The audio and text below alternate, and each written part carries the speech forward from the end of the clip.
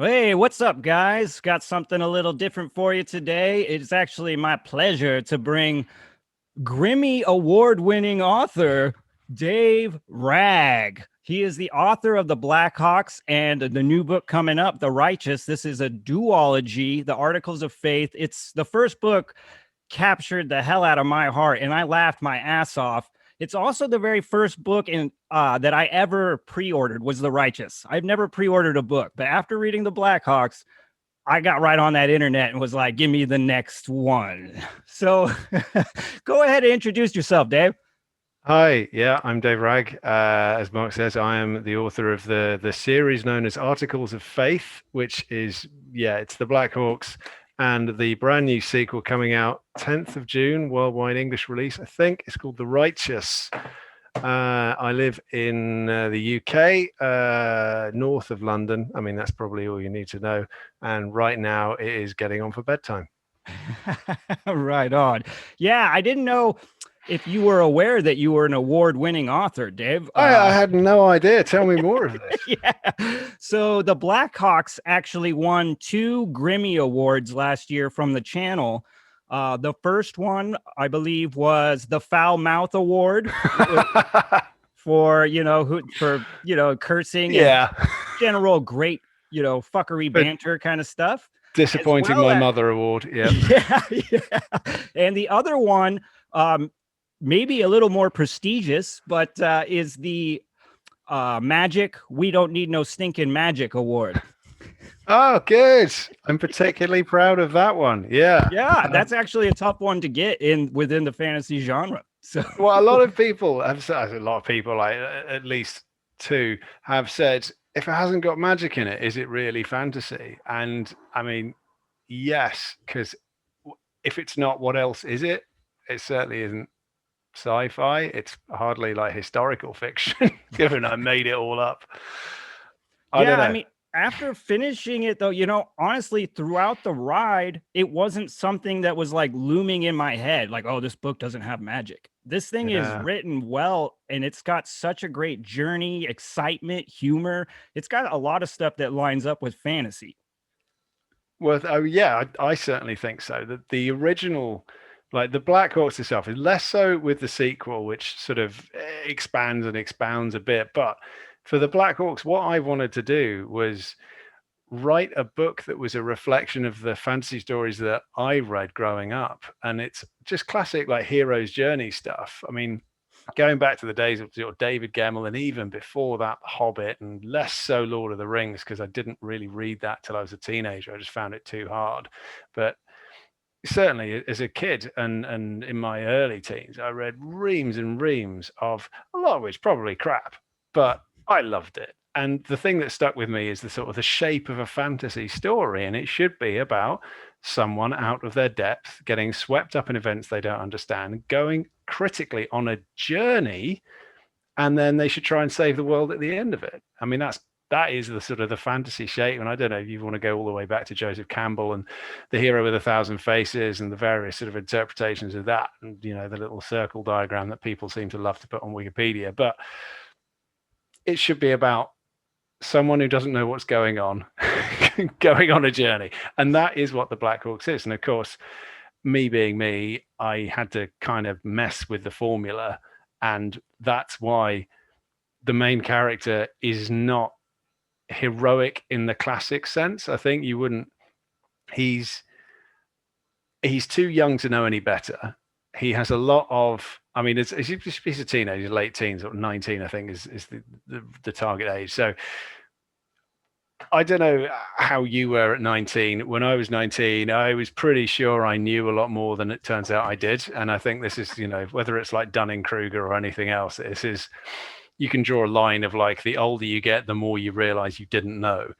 And at 19, I think there's this wonderful kind of peak of like absolute ignorance coupled with maximum confidence about knowing how the world works and actually how it should be, and telling people who are twice your age that they're doing it all wrong.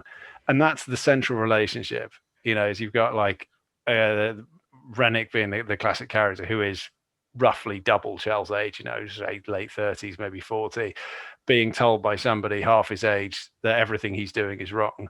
And this is from a kid who's never really been outside this relatively coddled sphere of existence, even though, as far as he's concerned, he's had it tough. Like, well, his father died when he was little, and he's got a stepfather who doesn't care for him, and he's been sent away from home. It's like, this has hurt him. He's sad. Nobody understands the pain he's felt. And of course, it turns out that pain, compared to the actual pain felt by the people who live out in what you might call the real world in this, is infinitesimal. Like, it's just but to him, this is immensely important. And the same goes for an awful lot of his views on the world, how it should be. But when it comes to the actual sort of the physical aspects, you've got someone with a lot of notions of how the world should be, very little practical experience of any of it, and then an absolute incapacity to do anything useful. I mean, he's useless. Like, that is, and the only person who is arguably more useless than the main character is the one person he's sworn to protect. Yes. So, that I think it's not a dichotomy, because I have to look up what the word dichotomy means, but it's a process of comparison. Like, this is somebody who would be the least useful member of any band, were it not for the fact that they brought the only person more useless than him along with them. And you have then the morally grey sort of anti-heroes who he will fall in with, again, in that classic sort of trope of the adventure of fantasy. But instead of him learning to fight and him learning the skills and him learning to, be and then sort of outpacing them, as like, you want to look at Star Wars or any of that stuff, inevitably you have someone who's got like the maximum potential of anyone, and soon the student surpasses the master and all that kind of thing. So no, bollocks to that. No, he's crap at the beginning, he's crap in the middle, he's crap at the end. But crucially, what changes is his understanding of the world. And also, to the same degree, he affects the other characters around him. They start off, a cynical, world-weary bunch, but he rubs off on them. This is not a one-way street. This isn't about him learning the truth of the world. This is about his idealism actually shifting the behavior of those characters. And maybe in the end, he does make a difference. Or maybe he doesn't. You have to read the book and find out. Yeah, that's one thing I want to is like, it's noticeable throughout the journey that these characters do rub off on one another. They really do. It's not just kind of like Rennick rubbing off on Vendren, or, like, because like you say, it's like almost like Vendren rubs off on the Blackhawks, but also onto the Prince as well. Yeah. Like there's a lot of, I guess one of the things, so much. Yeah. It's so fun though, because realistically, when you put people tight, like together, and put them through all this shit, I feel like this is realistic, that things would start to change and they would rub off on each other, maybe in good ways, maybe in bad ways. Yeah. I really enjoy that. Fundamentally, I think this is part of human nature, in that we want to be accepted. We're naturally community driven. And one of the ways that we form communities, or we introduce ourselves into communities in whatever scale, they're very small or wider ranging, is we mimic behaviors and sort of ways of dress or anything else. And you can think, like, whether it's supporting a sports team or something where you dress up in all the colors and all that, you go along and you feel like you're part of something much bigger than yourself, or whether it's simply mimicking the accent of the people you're around. And again, sort of the classic example of that isn't necessarily somebody, say you grow up in the southwest of England and then you move to the States, and maybe after 30 years, your accent has shifted a little bit. But it's more, again, specifically sort of that teenage thing. And the reason I picked sort of Chell being like that 19-year-old age is that's the age I was when I went to university, so college. And you can grow up your whole life in one sort of little area and then transport and find yourself mixed in with a whole lot of other people from other backgrounds. And you will find that there's a sort of gradual cross-pollination of cultures, of attitudes, but crucially of accents as well. You will find people adopting the manners of speech of the people around them because they want to fit in. They just want, and they don't even necessarily know they're doing it. It's not a conscious thing. But once you add external pressures to that to create that sense of sort of inner unity, like against the world, for example, you're a small and not well respected mercenary company and everyone's out to get you, then you have a sort of, crucible-esque enforced bonding experience. And you could start off thinking that somebody is absolutely diabolic and dreadful, but if your life is going to depend on them, you're going to have to start finding the positives. And Right. you look at all the sort of classic war stories and all the rest of it, and inevitably, buddy cop movies being a very good example. Chalk and cheese. Will they work together? Will they get over each other and themselves to make it blah blah blah? And yeah, inevitably, yes. And so this is not that. It's not that straightforward.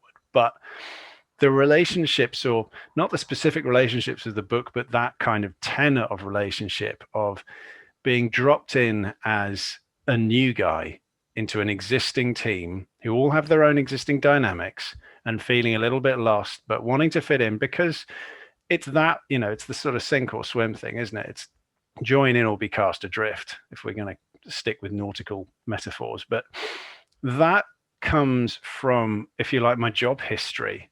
So I've worked as a freelance software developer for the last, God knows, 10 years or more. And I've tended to do short-term contracts, maybe about a year. And so in that, you would join a project, a team, a group of completely new people. No guarantee you'll have encountered any of them before. And inevitably, you're up against it because no software project is ever correctly planned or budgeted or estimated. So it's everything's always going to shit immediately and forever. That's just the universal law of things. So everyone's up against it. You get people from all walks of life, all sort of different places, creeds, colors, you name it. And you have to find a way to work together, or everything gets worse. And for a lot of people, actually, especially in software, they're comfortable for things to go worse because they don't care. It's like, I'll get paid, I'll get mine, I'm fine. You guys do what you like. And you can perhaps imagine there's one character in the book who does have that attitude. The sort of screw you guys, I'm looking out for number one here. Yeah. But for the others, no matter how sort of greatly they might profess a sense of individualism, they know that on their own, they're nothing. They're little enough together as it is, but without the group, they are not going to be able to manage. And that is what Chell picks up on, again, whether he's consciously aware of it. But this is someone who doesn't have any friends, bluntly. And his only friend is this prince that he's lumbered with. And he's not exactly particularly favorably inclined towards him. That's certainly at the start of the book. I mean, even at the end, it's like, this was in my review of the book. I said that the prince is definitely a punching bag at times to a lot of the characters, but it's so much fun though. It's and justified. He's there to draw that stark contrast. The sort of however tough Chell thinks his life is, the members of the Blackhawks have all had it tougher. But likewise, however privileged Chell might look, however soft or useless he might look, they're sitting at the very end of this scale is Tarful, the most sort of just like he's like a pastry. I mean, he's just sort of pale and floppy and an uncooked pastry, if you like. Like, what is he there for? He serves no purpose.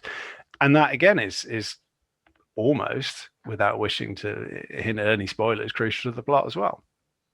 I want to say, because earlier you were talking, there is something when you read this, the Blackhawks, like you can tell that you touch on some pretty, like you said, classic tropes, but you also do your own thing. And I noticed that and really appreciated it. And one of the big ones was Tarful, because here is a prince who's entitled, spoiled to, and like you said, he's like uncooked cookie dough, or he's soft as hell, and I think a lot of times when a reader meets a character like this, we're already just getting prepared for them to be very annoying. And, and it's not that Tarful isn't being annoying to our cast and crew, but the way you did it and the way it plays through to the reader is enjoyable and fun and not annoying at all. I hope so. It was very refreshing. I've heard people say that they've wanted to give him a hug, and I think, well, you've done well then to create someone who is essentially he's not despicable. He's not interesting enough to be despicable. He's just a sort of like again, raw cookie dough is a really good. It's just something that is simply there and has never been used. He's never had a purpose. He's the spare heir, the leftover prince. Even though one of his older brothers was killed, he still didn't matter because there's another older brother to take over, and he's just like an afterthought. His dad's ill, he's been sent away, and so he's being looked. And this is, it turns out, this is based on the notion of the ward. And I know, I mean, this is not quite like the Jon Snow Game of Thrones things. It's actually based on something that Georgian royalty used to do. Like, it was practice for princes in medieval Georgia to be sent to be the ward of one of the major nobles of the time. And there's a series of very specific Georgian terms that describe this relationship. And I will not attempt to say them all now, but they are on Wikipedia if anyone wants to look them up. They're all there. So, I mean, again, the geography of the country, it's based on the Caucasus, albeit southern hemisphere inverted. So you have the sort of the arid north, which is getting to like the border with Turkey, for example. You have the cold and mountainous south, and you have like the farmland in between. But crucially, the place is at like a junction between much bigger countries, much more interesting countries. And it's just been locked in its own little sad sort of inward facing wars for so long that everything has just kind of gone to bits. Like the thing, it's rotten. The whole country is rotten, and the characters know it. Those who were paying attention, or those who are living with the consequences. Tarful doesn't, and he's a prince. It's just he's just been sent. Things have happened to him his entire life. So he has a sense of injustice, at least in as much as when he's thinking of it. But his injustice is like, well, I should be getting my bath, and my bath isn't ready. Yeah. And the fact that he's treated like absolute dog shit by the people who are supposed to be looking after him, like the noble family, the Grand Duke of Daenerys, you may remember from the beginning of the book. Mm-hmm. He doesn't respect him. He doesn't look after him. He treats his own son pretty badly. But yeah, and obviously his own son does not treat Tarful very well either. Blah blah, read book. So yeah, Tarful is just sort of existing through what should be a very privileged and enjoyable existence, but he's purposeless and he has no context for anything that happens to him. And as a result, he's the one person, again, more than Chell, who is more confused, even though, if anything, he should know more. He should know the politics and the history. He has been raised as a noble. He's the one who should be clear on all of the various sort of political machinations that are going on. But instead, no bloody idea. So it's quite refreshing in a way to write a story where the main character doesn't really know what's going on, and all the people around him don't know a lot better. But you do have to balance that out. I mean, it's a way of avoiding like world building info dumps. Like, what's that over there? I don't know. Okay, let's go. So obviously, when they meet the Blackhawks, these are people who've come from different directions. They've got different histories. They're certainly crucially different ages. They've had very different lives up to this point that they've all been brought together. So they all bring their own different air of learning, of perspective, of context to what's happening to them. And even though nobody knows for sure, all the way up to the end of the book, when all is revealed, etc., they can hazard a guess, and these guesses should help you sort of, as a reader, put together what you think is going on, or at least feel like you're not just being dangled like Tarful, where stuff is happening to you and you have no why. clue. Yeah. So that's an interesting thing. So too, you touched on geographic, like different geographic areas. Yeah. And that is also, once again, something that seemed to play pretty heavy into the story when revolving around, especially the Blackhawks, because this is a group of people that seem to hail from all different corners of this world. Yeah. And again, it's completely deliberate in the notion that there's a sort of an old-fashioned view of medieval society as being very insular and hidebound, when it's quite the reverse. Like, people crossed continents on a regular basis. You just need to look at the history of the Silk Road to see the amount of sort of people who were shipping just along this, the merchants, the laborers, the people who were going off and, seeking their fortune on merchant ships, all the rest of it.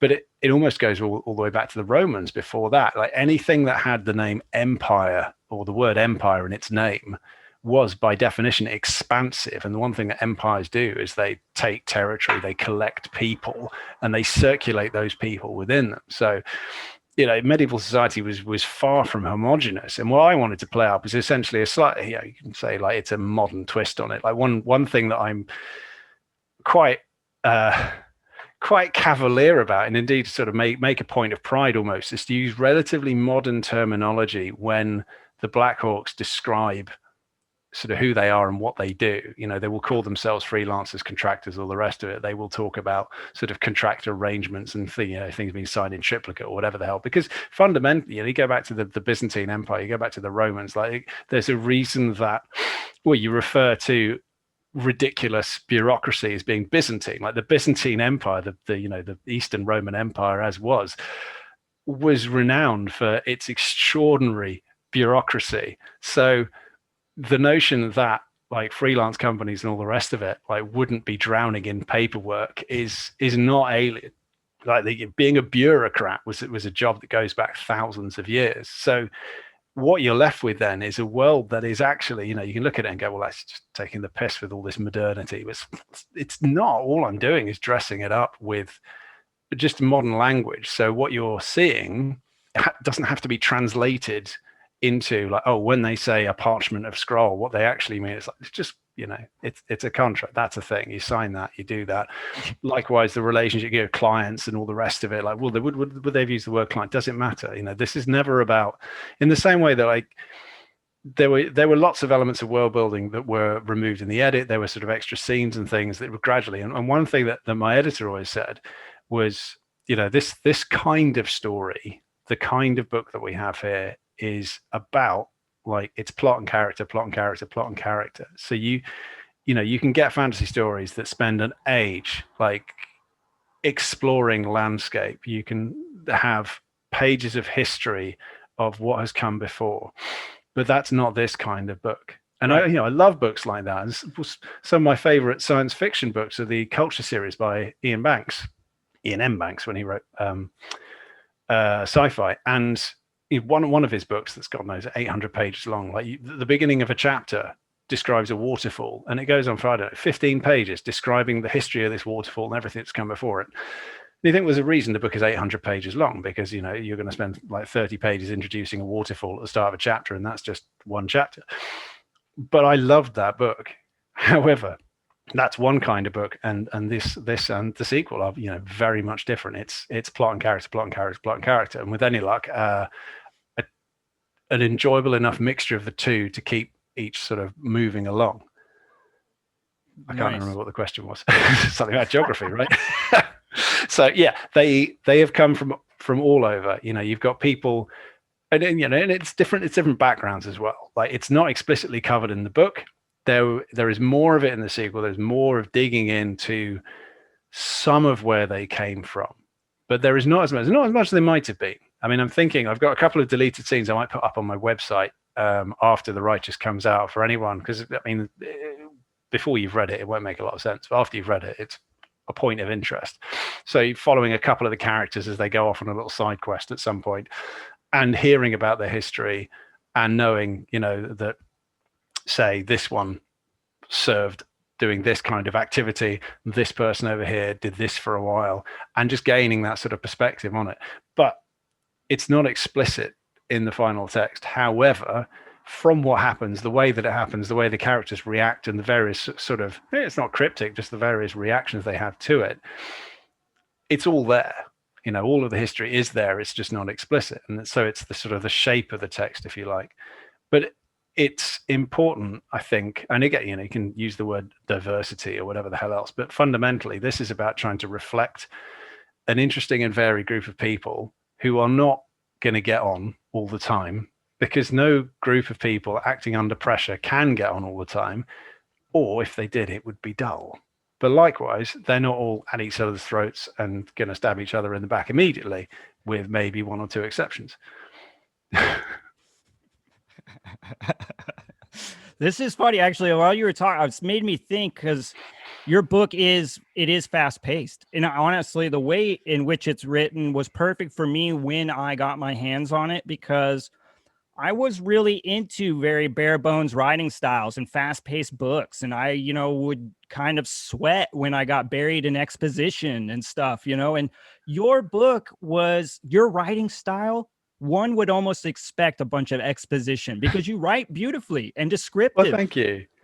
so I'm like almost expecting like, oh shit, we're gonna get 10 pages about the leaves on the trees here, huh? Yep. But Yeah. we don't get that. Instead, you, like, I guess maybe it was a choice with the editor, but you put a lot of stock into the plot and the character, and Yeah. it really pays off with that beautiful writing. It was cool. This was one of the books that really kind of helped me kind of grow as a reader. Like, I really, really did like your I'm writing style. really, really thrilled to hear that. That's really gratifying. I mean, what I would say, sort of, the editor was very good when it came to cutting content. But the style, I mean, short of like she would go through and hack editor Natasha Barden, publishing director of Harper Voyager, absolutely brilliant editor, one of the best in the world. If you're watching, Tash, hello. So she would, carve words out of sentences here and there, but primarily I'd think, you drop a paragraph there, you drop this entire chapter there, and it's always, we don't need this. Or rather, I mean, it's often it's phrased as a question, like, do we need this? But the answer is pretty clear. If she's highlighted, then no, we don't. And then the goal is, well, is there anything that's, sort of say within that 2-paragraph chunk, if there's anything in there which is actually important later, then you need to just extract that little nugget. So say 2-paragraph chunk, 6-page chapter where the characters go off and do something, like, no, we'll lose that. But there's one thing they found out there, so just make sure they find it out somewhere else. Now, and that's the joy of editing. And I've heard RJ Barker described it as really satisfying and like putting the pieces of a puzzle together. I know that he referred to his first drafts as being, I don't know, like raw material, I think was how he described it. And then you reach that sort of the structural edit stage and you just start assembling the actual story out of it. I tend to be more of a planner, so I do quite a lot of work in the outline. And as a result, if then there are fundamental issues that are raised in the edit, I can get quite upset. Yeah. We could have fixed this in the outline if I'd been allowed to show anyone the outline. But of course, being the way that it works is generally you write the outline, you write the manuscript, you revise the manuscript, you revise, and then you start to submit it. So you've already polished this thing to be as good as it can be, at least as far as your brain is capable of getting it before you send it to anyone else. So in terms of writing style, some of that is, I think, a reaction to the very first book I ever tried to write. So like 10 years ago, 2011, I decided I was going to try and write a book. I thought, how hard could it be? I could probably do that. I write long emails, I could just, man. yeah, it can't. And the answer is yes. Yeah, it is. It is really, really hard. So I spent about a year writing a book that I thought would be like a Hobbit style little fantasy adventure story. The Hobbit, I think, is about 60,000 words, 70,000 words. I'd have to look it up, but it's not a very long book. Yeah, it's fairly short. The book that I wrote was 240,000 words, and this is my little Hobbit. But in that, although at the time I didn't know any better, I could look back on it and see that I had made just about every single first-time novelist classic mistake.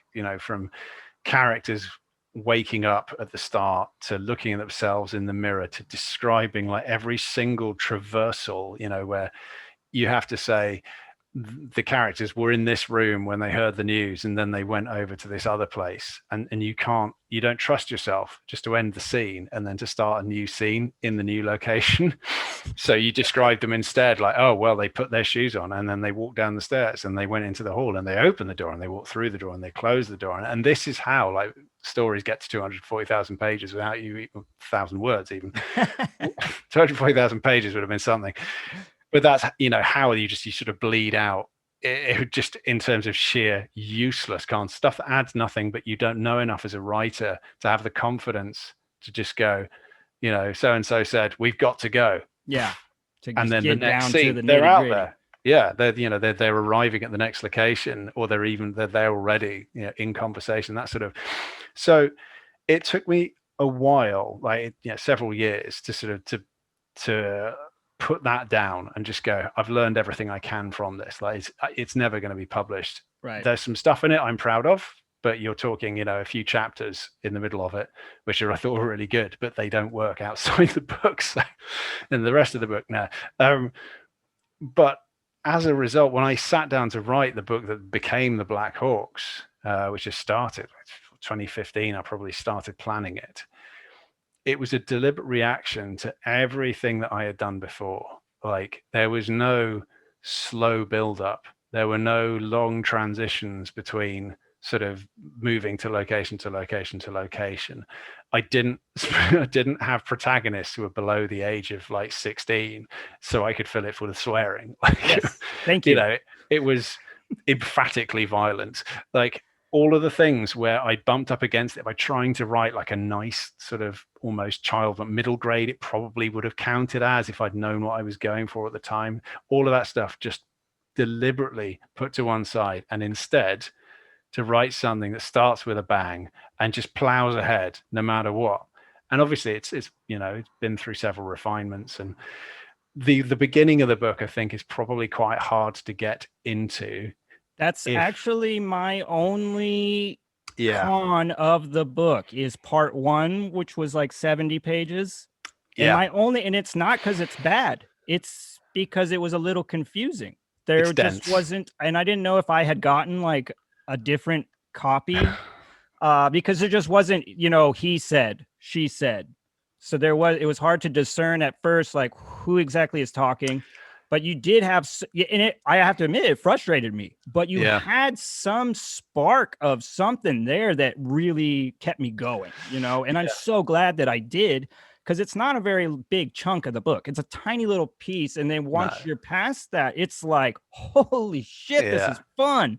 But it's still, it's a couple of hours reading, most likely, especially if you're as interrupted as me. So you have to get through it. And it's one of those things that I regret now, that it's a sort of, ironically, it's the dark legacy of that initial reversion, is of not explaining anything and just kicking off and putting you with a character in a situation with a whole lot of pre-existing relationships, a whole lot of pre-existing politics, a whole lot of pre-existing structures, not spending any time walking you through any of it. And then obviously shit starts blowing up, like immediate explosions, murder threats, assassinations, go to this place, come back from this place. And you kind of, I did think, in the time before I was actually going to submit it to publishers and literary agents, I was coming back to that first part and going, I don't know if this works. I think it would be nice if I could just drop this whole thing and just start it, 70 pages in. And then I realized if you do that, then the entire back end of the book doesn't work, because you have absolutely no context for any of it. So I stuck with it. It got revised in the edit. I mean, believe it or not, it is easier to read now than it ever was before. It was before. That's funny. Yeah. So, I mean, there is that. But it's still, and it's one of the nicer things, when it comes to the sort of writing this one, although it is a bigger book than the first one was, who the characters are, the situation, how they're starting. Like, it picks up literally 2 weeks after the first one ends in more or less exactly the same place. I think it's literally in the same location of the final scene of the first book.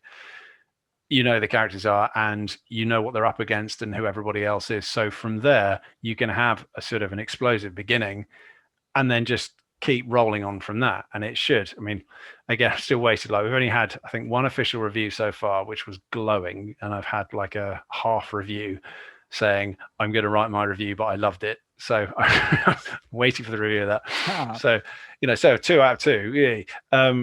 But my feeling is that this is, as a result, a much easier book to read if you've already read the first one. If you haven't read the first one, well, you might struggle with it a little bit. But there is a recap now on my website, daveragg.com. There is a recap of what happened in the Blackhawks.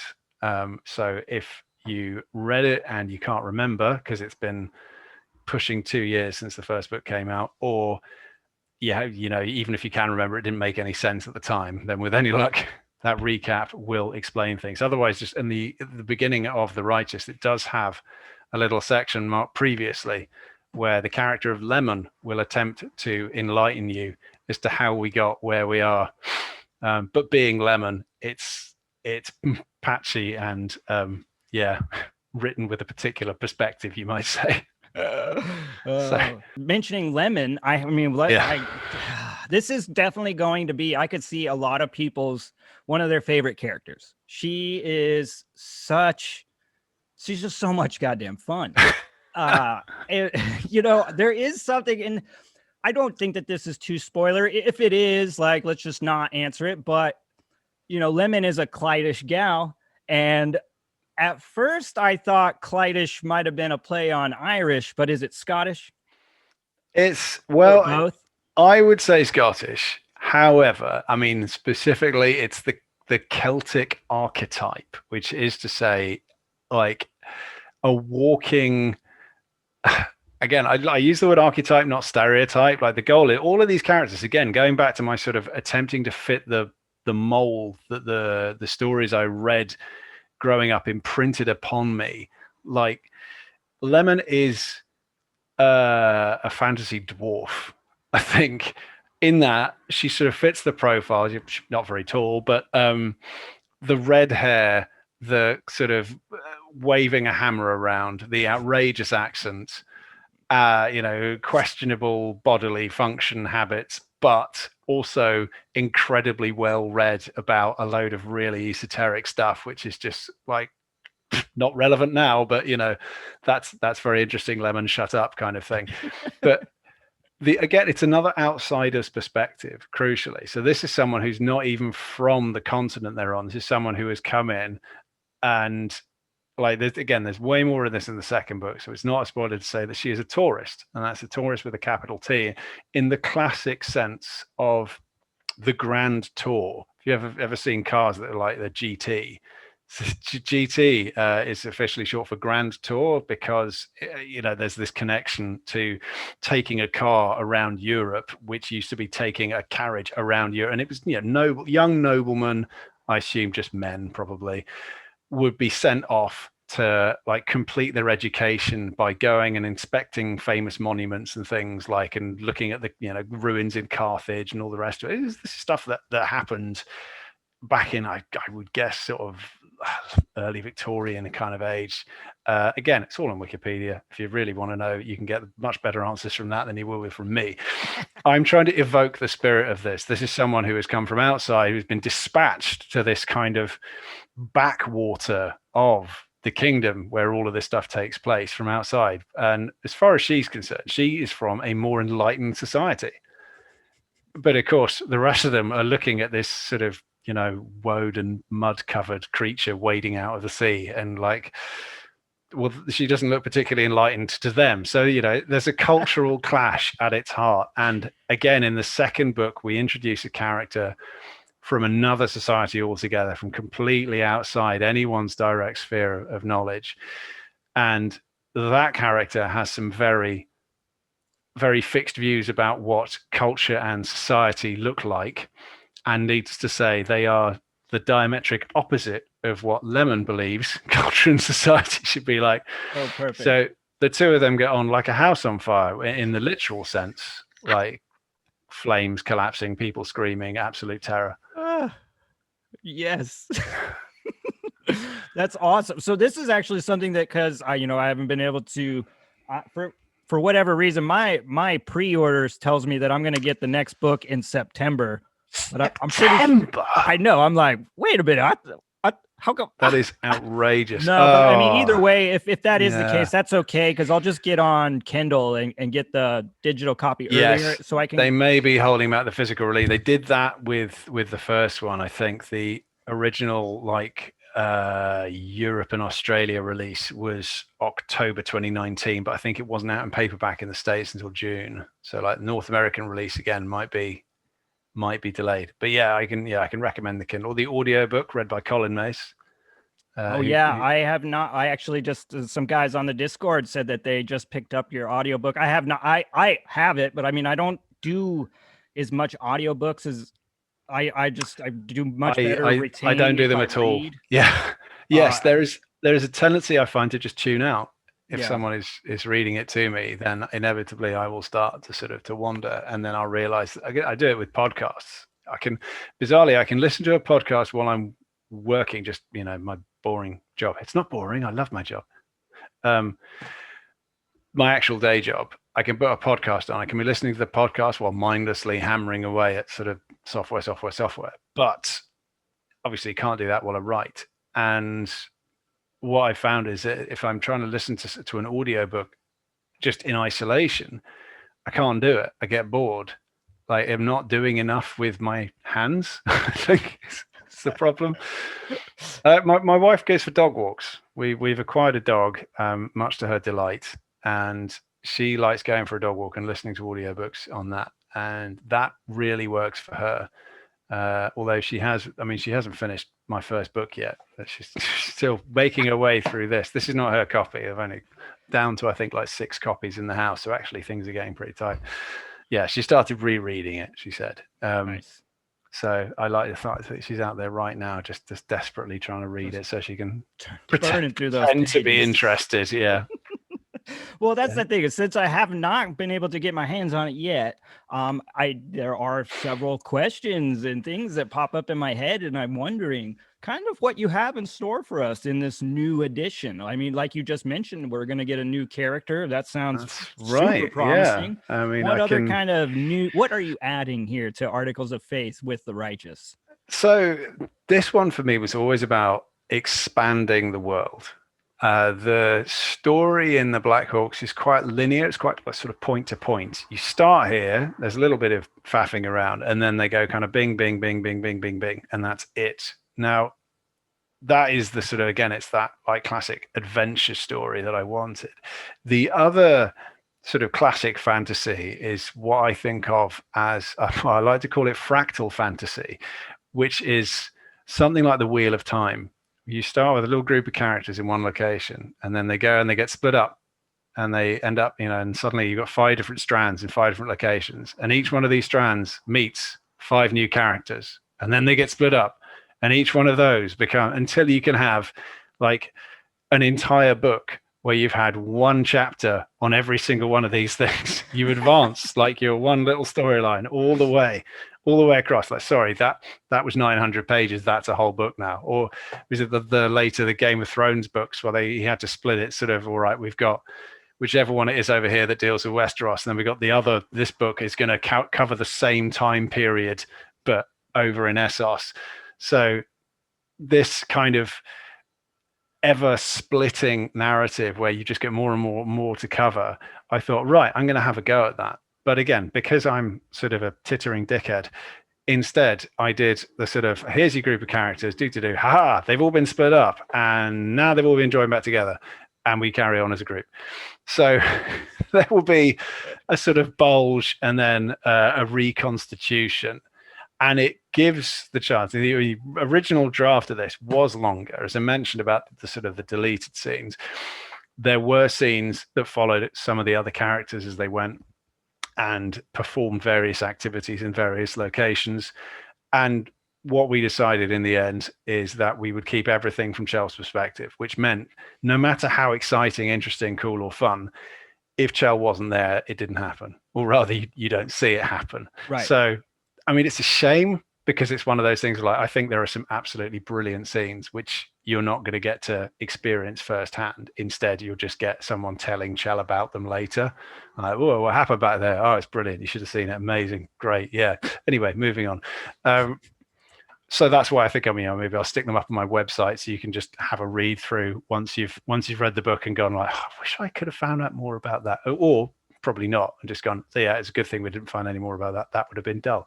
So what this book is about is, if you like, the logical continuation of the end of the Blackhawks. So Chel didn't know what was going on in that first story. He gradually got his head around it as time went on. And by that sort of that final part, he thought he had a fairly clear idea of what they were up against and what they needed to do in order to save the kingdom, save the world, save everyone, etc. Now, this book being this book, that wasn't necessarily an accurate assessment, which is why we have a sequel. Mm-hmm. And in the sequel, One thing you can say is up front, they do know what they're up against.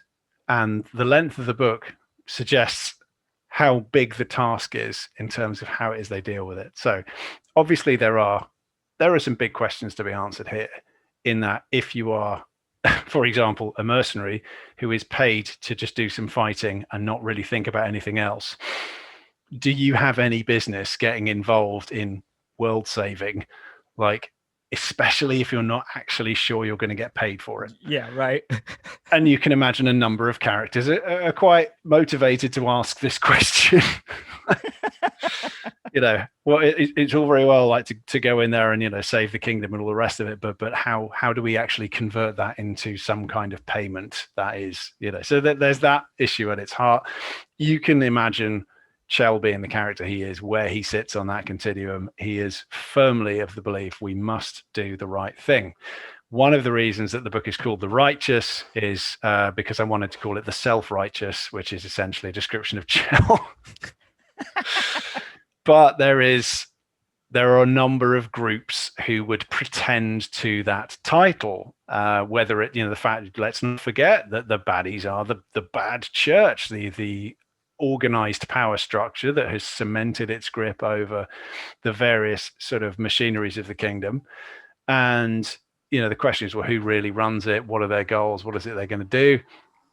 And is it so bad if they carry on? And you look back at like 20 years of devastation and sectarian warfare, like, okay, maybe it would be quite bad if that all carried on. Maybe we should do something if we can to stop it. So those are the questions at the heart of the book. Fundamentally, it's about, how do you do the right thing when you're not even sure what the right thing looks like? And then from there, there's a question of, well, what if there isn't a right thing? What do you do? How do you find your way? Right. And that's really what the book will try to cover. And I hope there are some surprises in there, and it will not end the way anyone expected it to, which I think, that's probably true of the first book in some ways, although not all of them positive. I've had a number of people complain that they found the ending of the first book abrupt. Well, in my opinion, I do think that it's a cliffhanger. I don't think it's necessarily like jarringly abrupt.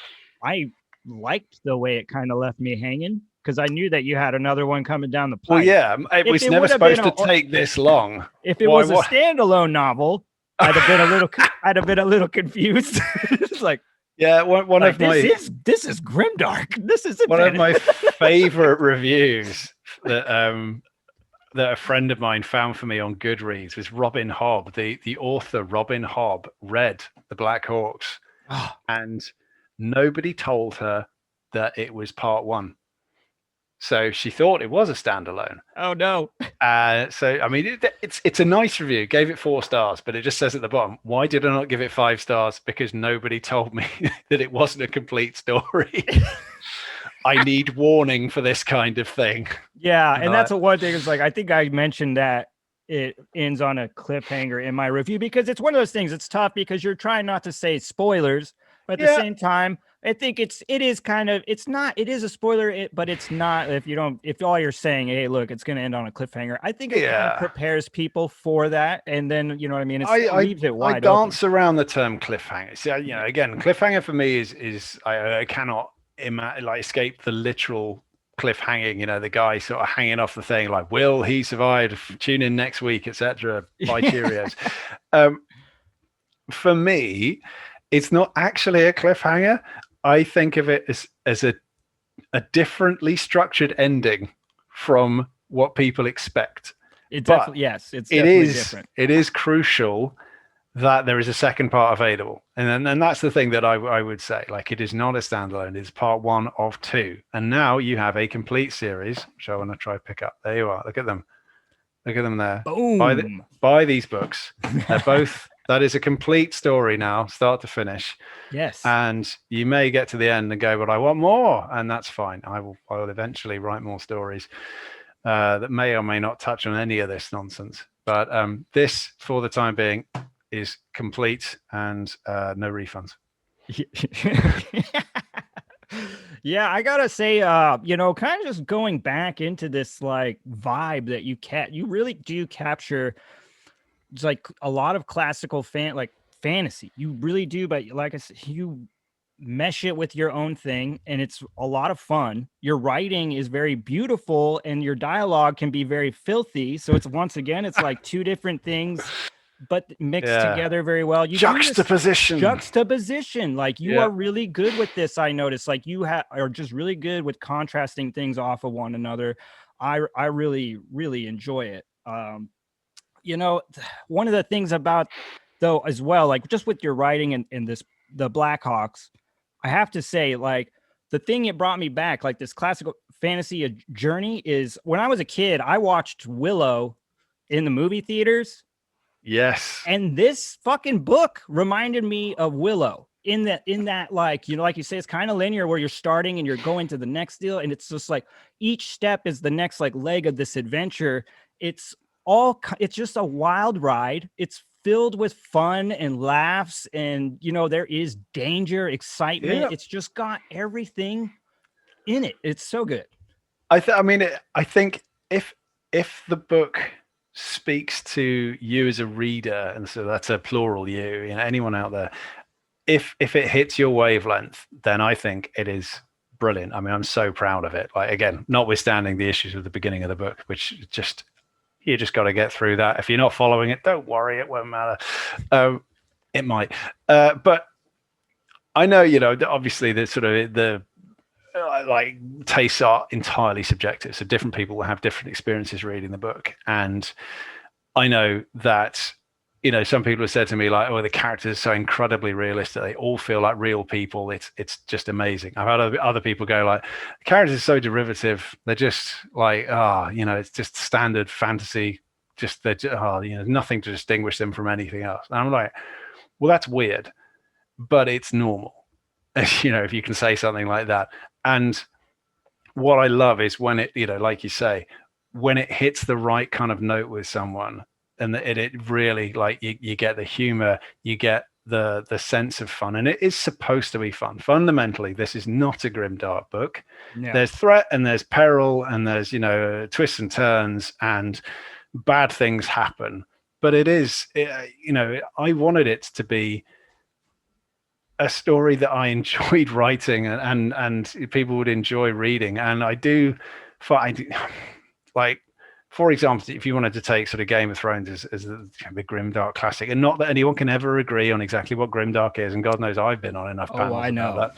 Yeah. So there's no unifying definition of it, but you know, essentially, if you take nihilism as the central kind of marker of what you would call grimdark, the sense that the sort of cynical outlook that nothing is worth saving, people are inherently flawed beyond redemption, there is nothing truly good in the world, and every attempt to do anything is doomed to failure, and probably for a very sarcastic reason. This is not that, although you can look at it and squint and go, well, I can see how it might sort of, but crucially, again, you know, the main character is incredibly idealistic, and the book is not about, believe it or not, kicking the shit out of him and going, you're wrong. It's about saying, you don't know the full picture, but by the end of it, he has, you know, it's sort of 18 months later or whatever it's been, he has been through a lot. Yeah. And although his attitudes have been adjusted, I think is the term, he hasn't had a complete reversion. You know, he has not disintegrated and just fallen in and just gone, oh, the world is pointless. You know, this is not a story about a naive, idealistic person being broken down by a heartless world and forced to become as cynical as the rest of them.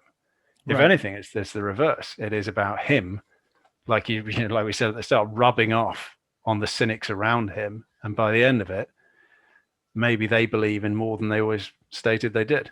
Yeah, absolutely. I feel like Vendranchel starts a very reluctant knight, but we kind of get to see that inner knight inside him shine. And again, it is worth pointing out, like, is my wife, because again, she's reading the book again, so she's going through it and be like, oh, wait a minute, he's a massive hypocrite. Like, yes, he is. At the beginning of the book, despite all of his chat about duty and honor and doing the right thing, he is a lazy, stuck up, again, borderline useless, like answering back to his superior, just being drunk and hungover and all that. Like he is just, he doesn't live up to his own ideals. Of course he doesn't.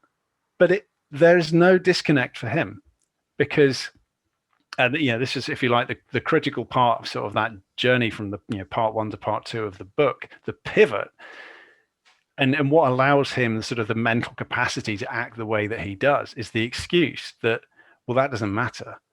Like the service that he is doing, he didn't want to do. He wasn't given a choice. He didn't get to swear an oath and have it mean something. This was just something he was forced to do by his stepfather to get him out of the house. Because he's just like, he's a leery teenager kicking about, making trouble. You don't want that. Get out, go off and go and sit in a port, carry robes for my brother. That's basically it. So he's there all like, as a teenager might be, despite the fact that if you were to ask him like what is the most sacred duty, he'd be like, oh yes, performing your oath. Like that whole early part of the book is him trying to get out of his sacred oath. Yeah, out of his oath. Looking for the get out clause. And this is the kid he's banging on about. I guess I love so much is this guy who's really trying to get out of being a knight, like ends up getting put through these situations where he really shines through as a knight in some aspect. It's great. It is absolutely. I mean, and again, you can't say, well, he's like the reluctant hero, because if anything, he's the reverse of that. Like he's not a hero, but he ends up acting in what you might call a heroic capacity. So, I mean, I would always say he's a protagonist more than a hero, but he has some instincts, right? So it's like things happen. There's really no time to think, but he does do the right thing. So it's like he does have some. It's the fundamental deep down. There is a part of him that has similar to compass. Yes, similar to how Tafel is our raw cookie dough. There is a part of Chell that has never really been properly prodded, and like if you wanted to get sort of into the COD psychology of it, you would say that this is absolutely the part of him that is repressed by the early death of his father and all of the sort of the feelings he's bottled up from dealing with that, and this sort of sacred notion of duty and doing the right thing, because his father died, and I can't remember how much of this is in the first book, but what killed his dad was plague, but he only got plague because he insisted on going out to houses where there was plague to dispense alms and all the rest of it. Whereas, this is a relatively minor noble who should have been like absolutely safe to quarantine them or burn the thatch or whatever the hell. But instead, he wanted to do the right thing, contracted plague, and died. So, yay for doing the right thing. Yeah, serves him right for doing the right thing. Maybe there's a lesson there. Perhaps this is revisited in book 2 in greater detail, but all of this stuff is still kind of bottled up inside Chell. So although you have this superficial layer of like don't wanna, this like recalcitrant teen refusing to do what he's been told just because being defiant is how he expresses himself, because he literally has nothing else to fall back on. I'm not kidding. He has no friends. He is not a part of any social grouping, and that is completely deliberate, even down to the fact that he's Andries. And so Andries is an ethnic minority who are treated with a sort of an interest, the curiosity, slight suspicion. And the upshot of that is people like the idea of having them around without actually wanting to be necessarily next to one. So that distances him. Even though his family are relatively well off, he's not part of the nobility. And even though he's not part of the nobility, he's certainly not part of like the working poor. He's not part of the people who work around, the palace, the sort of the guardsmen, all the rest of it, which is why he's actually flattered when Healy, the guardsman at the beginning, takes an interest in him. However much he might go, well, this guy smells terrible and I want nothing to do with him. He's like, he's actually friendly. He's the first person who's been friendly in 3 years. You have to imagine what that would do to somebody's psyche. So this is a kid who is crying out for companionship and community, as we said at the start, is desperate to form some kind of bond, and then ends up with possibly the worst possible people around him to forge a bond with. Yeah, but at the same time, I want to say it's the best person. I love Rennick and like their relationship together. Like obviously all the Blackhawk, the whole company's colorful cast and crew, and I love all Yeah. those. But when you get Vindran Shell and Rennick in like on the same page, and you really, you get this, it's like it's that mentor apprentice kind of thing at times. But Rennick is so rough around the edges. It's his like tutelage or whatever, like him teaching is so good. That is absolutely my favorite scene in the book, because again, it's about the subversion of expectations. Like you've been waiting for it the entire book, the part where Chell finally learns to fight. He finally like gets put through the training montage just in time to go off and make all the difference. And the training montage is an absolute damp squib. It's like, fight you, teach me the moves, you're going to teach me this, you're going to teach me that. It's like, no, I'm going to teach you not to get killed, which is a very different skill. I'm like, oh, well, you've already been killed 5 times. Keep trying. No. And that again is the sort of, if you like, the kind of that difference between the heroic outlook, the notion of like, this is the chosen one, the farm boy narrative, the kid that picks up the magic sword and becomes the king in waiting. Like, this is not that guy. Mm-hmm. This is the guy next to the guy who's not even the king in waiting. This is a guy whose only real skill is throwing his body in front of projectiles and like physical acts of violence. And that is his strength. I mean, you can laugh and say, well, he's kind of like he's as useful. I can't remember the phrase now. Tits on a breastplate or something. It's just,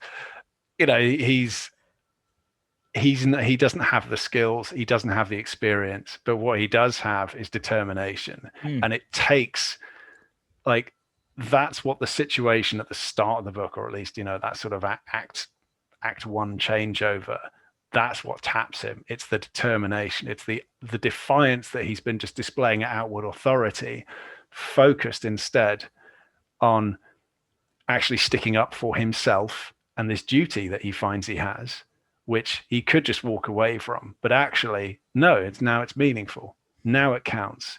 And he's not going to be shaken off like an extremely angry small dog that has attached itself to your trouser leg and you just cannot shake it off. That is Chell. There's a kicked dog. Yes, no, it's great. I mean, and like you said, as like someone that reads a lot of fantasy, you might be expecting these certain things and they don't hit, but they don't hit because they're just missing. They're not hitting because they're hitting it in a different direction or a different way. And I think some people might complain, but personally, I found it super refreshing. It was like, I mean, a lot inevitably, of stuff similar, but it's got this new kind of cool spin on it. There are inevitably going to be people who say, I don't understand, why is the hero just as useless at the end of the book as he was at the beginning? It's like, because you're looking at this from the perspective, if you like, of leveling up, as if your protagonist is a character in an RPG, in a video game, and you start at level 1 and you hit a load of stuff with a sword and you level up and you level up and you level up. And by the time you hit, level 99, you are a monster killing machine who can just, like, with one sweep of the blade, empty an entire dungeon. That's cool. And to be honest, I love that kind of game. That is actually my total favorite kind of game, is the one where you start as dog shit and you get your head kicked in by like a giant rat. Inevitably it's a rat. And then you come back through that like 2 hours later and you just like drop kick the rats out of the window with a flick of the wrist or whatever. Drop kick with the wrist. Shut up, it's fine. That kind of power gaming, that sort of, and it's about a power fantasy. It's about having no power, taking power, and then using that power to enact change. And obviously the direction in which you enact that change is essentially defining the character of your book.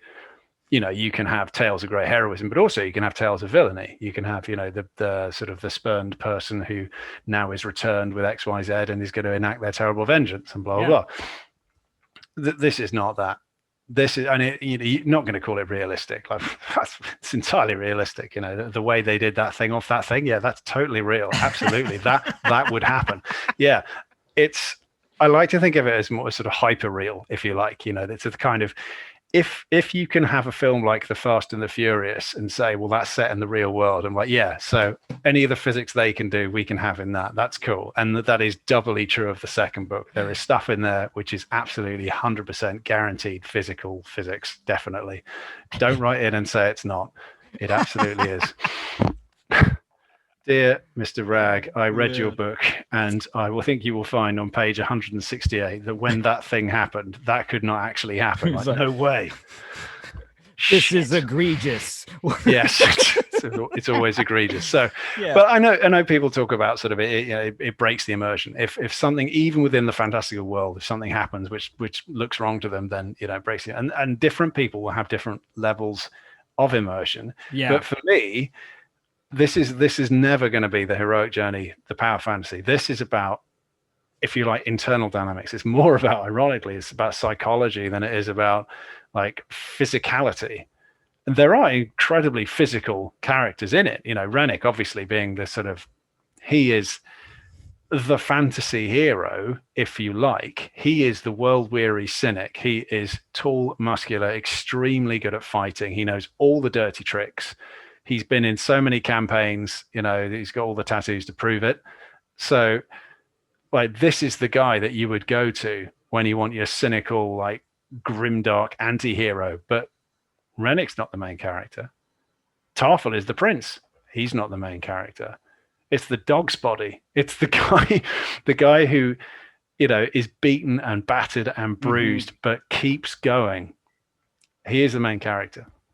And as long as that's something you can see the value in, I think you'll really enjoy the book. That's actually a really good little take on it. Just the amount of shit that maybe your character goes through in the story could easily be kind of transferred into our real lives, and maybe the amount of shit that you go through, and maybe you're not looking like you're winning, but a big deal is just kind of showing up and keep walking through it all, right? Yeah, it is. It's about, what matters to you. What are you willing to keep fighting for, no matter how many times you get punched in the face by like a 7-foot block of meat, like, without dropping any particular names. Oh, brother Hercule, you scamp. That's, and once again, just using these things that you put a little bit of change on them, the Blackhawk company itself, right? It's like an elite fighting group, which, we've heard a million of those, but here they are an elite fighting group, but they're also kind of the losers club. Yeah, they are not well liked. Again, there is a history. We see that repeatedly. It's very well known that these guys are not liked. There's a kind of a measure, and Rennick would tell you that none of that was their fault, that they got the blame for stuff that went wrong that had nothing to do with them, and just because they were the only people to walk away from it means that people assume it was their fault. But it's the kind, you're right, the Losers Club is an excellent description of it. And I could just imagine like somebody in the world, like they're in desperate need of help, and then the Blackhawks start coming, and they're like, no, not you guys. Oh, just wait for book 2. Yeah, there is a further exploration of the mercenary culture in the kingdom, and where the Blackhawks sit. And it is worth sort of stating that a mercenary company is generally like its membership is measured in the thousands. A small mercenary company might have, say, 1,500, and a larger one 5,000 to 10,000. This is like 5 people. Yeah. I was like, this many. That's not a plot hole. If you're looking at that guy, like a mercenary company should be much bigger than that. Like, yes, they know. That's one reason why they're sort of embarking more open recruitment process than perhaps other mercenary companies might go for. So that there is an element of that. It's all the kind of, again, there's more of the psychology in the second book. There is more about how they came to be, where they are, what has kept them, what's driven them together, what's kept them together, crucially, and why things have gone for them the way that they have, and that in turn will then feed into the decisions that they make about what they're going to do, regarding the wider global situation. Again, I'm trying to use quite generic terms. Yeah, I know it can get tricky trying to tap dance our way around. There are some opportunities, which other people might call problems, which may or may not require resolution. And yeah, I think, if we remove all tropes from it, it's some people have to decide some stuff. There you go. Now, if that's not a compelling summation of the second book. Also, there's fighting. People love fighting. Yeah, you know what? That's something that I would love to talk about. Is your action is really fucking good. Then this is something like you. Even I've seen because I have. It sucks that I don't have it. A shit ton of people that I know of that have also read the book. I have like about a handful I know that have read it, and I got a bunch of people friends that say that they're gonna read it and they better. We'll check. Yeah. Wait, what was I just saying? The action.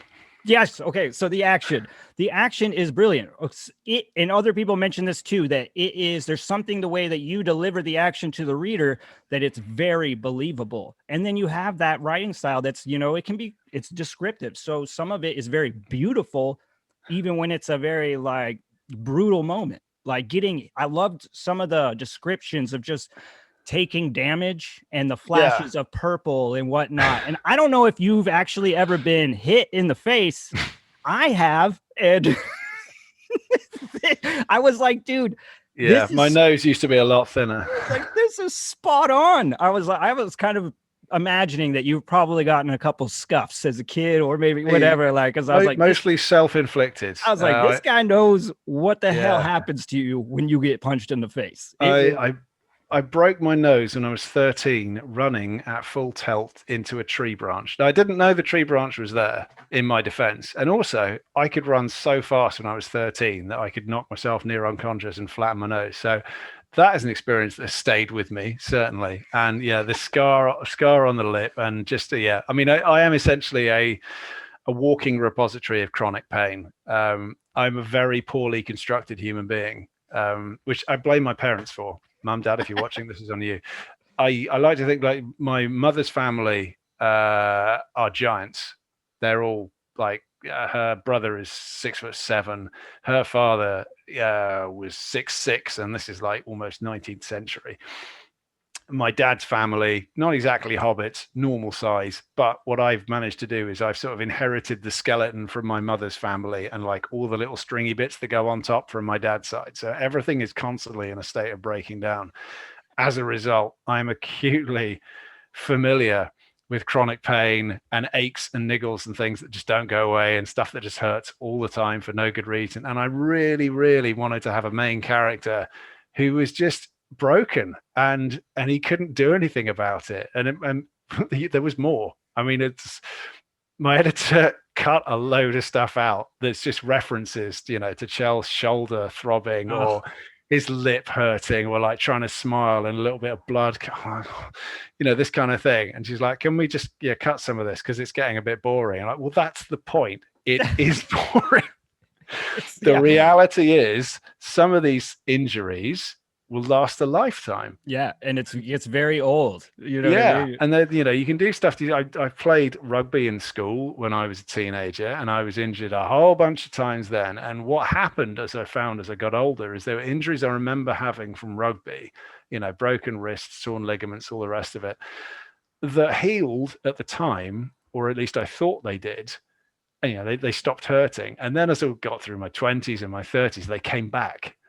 And I find, oh, well, that bit of my leg, that's not properly connected to that bit. Well, so you can kind of laugh some stuff off in your teens, but it's not gone forever. It's staying with you. And one of the thing about, this cast of characters is that most of them are the wrong side of 30. I think the exception, Lemon is difficult to age. I think anybody knows how old Lemon is. Loveless is probably about 30, but the rest of them are all older and in some cases much older than that. And they have been at this for a while and it is beginning to take its toll. And again, in the second book, there is that sort of that existentialism that starts creeping in of like, well, if your entire life is physical combat, inevitably you have a shelf life. And I think about there are old mercenaries and bold mercenaries, but no old bold mercenaries. Like that line's not in the book because even that's a bit trite for me. But that's the situation you're looking at. Like how much can you keep leaning into this stuff when inevitably something's going to give out at the worst possible moment and you are going to get killed. All my bloody knee stabbed through the heart. That's your lot, So it's not something I need to worry about in the same vein, but this stuff, all of this stuff, it comes out of my head. Of course it does. That's how books are written, apparently. Every character on some level is me, but it's me through a kind of a prism of imagined experience. Right. And, Rennick is sort of who I'm sure I'd love to have been Rennick, or to be Rennick. God, he's probably younger than I am now. That's weird. But someone who is a sort of a true master of their domain. But yeah, that's never going to be me. And likewise, Chell, I haven't got his guts. There is no way I could stick to my beliefs as thoroughly as he does. And what you'd end up with is somebody going like, "Oh yeah, do you want to make an issue of that?" And me going, "No, it's not that important." No, I'm good. Yeah. Do you swear to? Yep, sure, yep, whatever. No, just no trouble, please. So that's me, the brave revolutionary that I am. Yeah. But to talk the action side of it, focusing on the pain is one way of doing it, but also having someone who is not a practiced fighter in the heart of it. You're not going to get bogged down in technical terms. Knowing that this is a sweep of the broadsword followed by a delicate pirouette followed by this kind of thing. Like he doesn't know. He's watching stuff happening around him, and he is afraid. He's always afraid. Like he's trying not to be. He's trying to sort of to fight down like the rising tide of vomit that is definitely creeping up the back of his throat. But a lot of it is, just about to be stabbed in the face, arrow goes that way. Oh God, oh God, oh God, run that way. My favorite sentence in the entire book is Hercule punched him in the face. And it's because that's what happens, when you try to stand up, you try and you do the David and Goliath thing. You have a guy standing up against some giant armored beast of a man and go like, come on then, what are you going to do? What he's going to do, if you're lucky, is he's just going to punch you in the face. Yeah, if you're lucky. But in terms of, the reason that's my favorite sentence is just about every word in it is one syllable. Punched, you can argue, is one syllable, just about. And that's something that I have strived with in my writing. I am, you may have noticed, quite verbose. I do occasionally drop ridiculous words into everyday conversation because I can't help myself. It's a compulsion. I am seeking therapy. It's not always about, trying to sort of dazzle people with vocabulary or lexicon. It is more about trying to keep parts of my brain working, which would otherwise die out. But the lesson that I have learned over the last sort of 5 years of writing is that English is a fantastic language, and I'm lucky to have it as my first language because it is voracious. It is a nasty little sort of pickpocket that will steal words from other languages. The minute you hit a concept which is not very well expressed in what we have already, we nick it, and it's this mongrel of other languages jammed together. There's no consistency to it. My kids are trying to learn how to spell at the moment. The idiots. And trying to teach them they're getting their work from school. How does this word, right? What about that word? Look at that. Look at this. How do you say that word? Rig, no. No. No. So I don't let them read this. They're obviously far too old. The upshot, though, is that English is full of words, and there is always a good word to use. Well, no, there's always a perfect word to use to describe anything. But the perfect word isn't necessarily the right word, if you see what I mean. No, yeah, I do get what you mean. And what I would prefer to do, where I can bring myself to do it, is write a sentence full of monosyllabic words, single syllable words, that expresses in a terse way what is happening or what you need to know, than to write a very flowery description of something. unless I feel I can do it in a way that you will just sail through. Mm. And that comes down to rhythm. I mean, I cannot tell you what it is, but there is the last sentence of this book has a rhythm. And it's the very, very last sentence. That's not it. That's not it. Whoa, how did that get in there? Yeah, it's all, every word in it is again one syllable, and it just goes like that's the rhythm of that sentence. At least if you read it right. If you read it wrong, I can't help you. And that's not even something I was consciously aware of, but it's the way that whenever it comes up more in the editing, you come back and you look at a sentence and you find like the clunky bits, the kludgy bits, the bits you're like, that word's got 3 syllables. It's just, it slows you down. I don't have any good examples, which is a shame. You kind of have to take my word for it. But you can look at a sentence and sort of pick at it, and what you're looking for is something with, a flow, something with a rhythm. And in some ways, I can't take credit for it, because this is something that I think I'm just lucky to have. This is fairly intrinsic. I've either internalized or I've learned it from the stuff that I've read or listened to, that there's a bit of a natural ear. So I will try not to write sentences that clunk. That doesn't mean they'll be good. It just means they should at least be easy to read. And it's the sort of thing that you, most of the time, if it's done well, you won't notice. If the job is correctly done, you'll just read the book and you go, I read the book. But you'll notice when it's wrong. And there's a couple of books I've read, not many, but there's a couple of books that I've read over the last, again, probably 10, 15 years, where I've stopped periodically and just gone, that's an ugly sentence. That sentence is a mess. And then, of course, you start, rewording it in your own head, like, what if you didn't use the word lightly there? What if you just moved that on? Yeah. And it's just sort of how you get into the advice about, like, don't use adverbs, that kind of thing, words that end in ly. If you cut all those out, your prose will be nicer. No, not necessarily. Adverbs exist for a reason.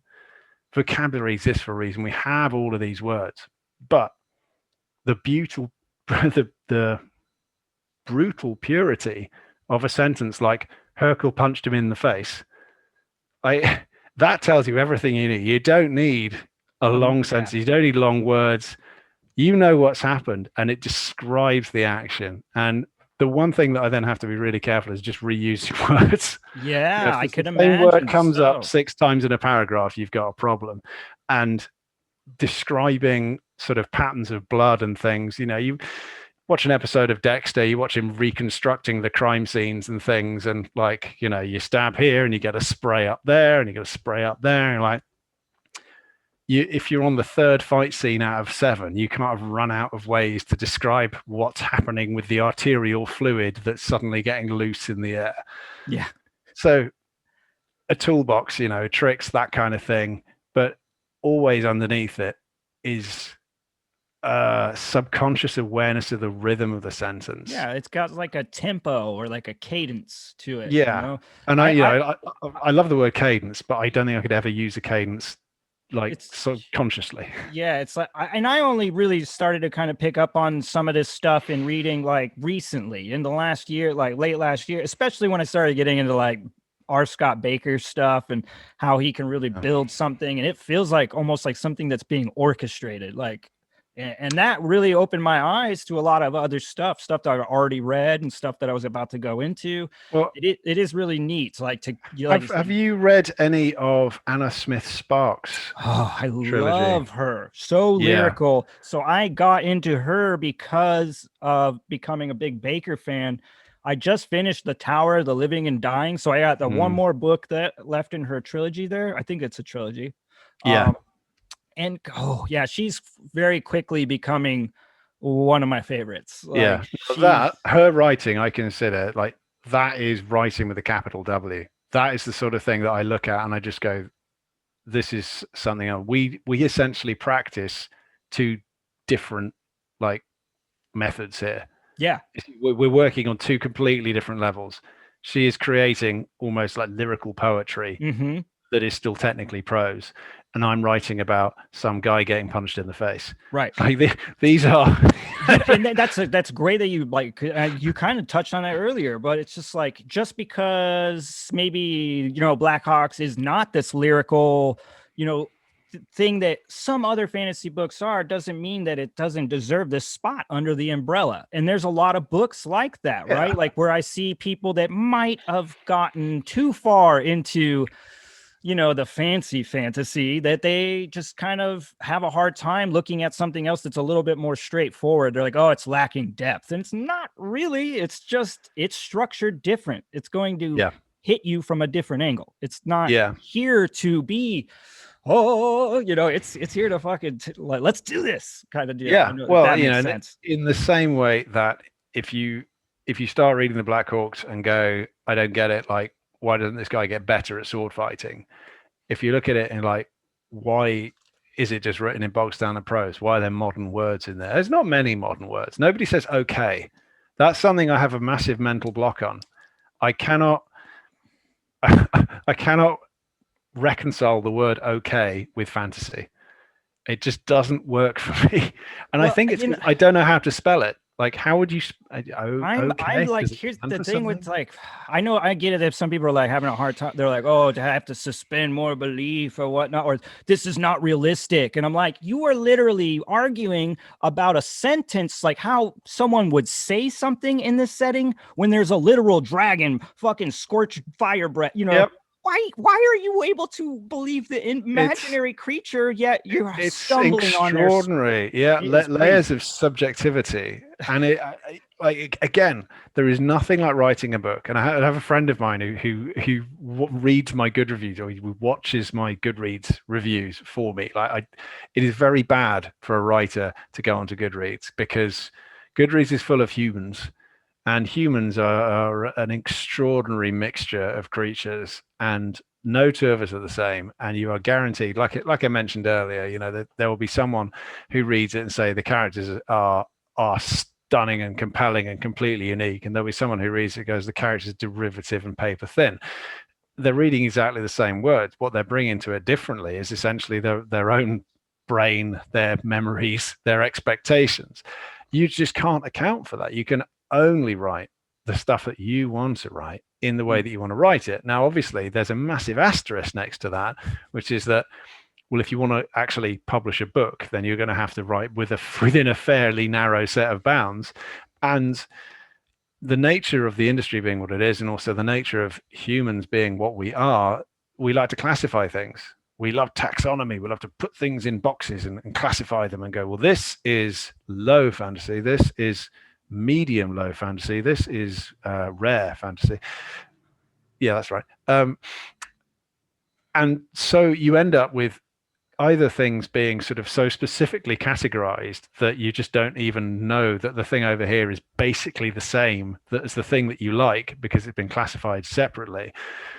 Or you end up in this bizarre situation where, you take like the Empires of Dust trilogy, and you take my little duology, and you're like, well, these two are the same thing, and this one is obviously much better than this one. Like, well, I mean, yes, but it's different. That's the thing. It's different. It's weird. I get a little tripped out when I see people putting the same lens on two completely different books. It's like, I just question how you're measuring it, because I feel like you're using the wrong yardstick here, Yeah.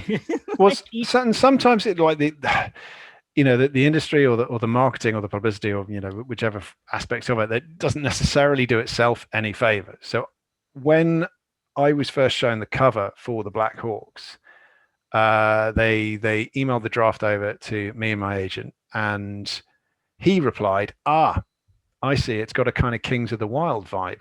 And I'd never heard of Kings of the Wild at that point.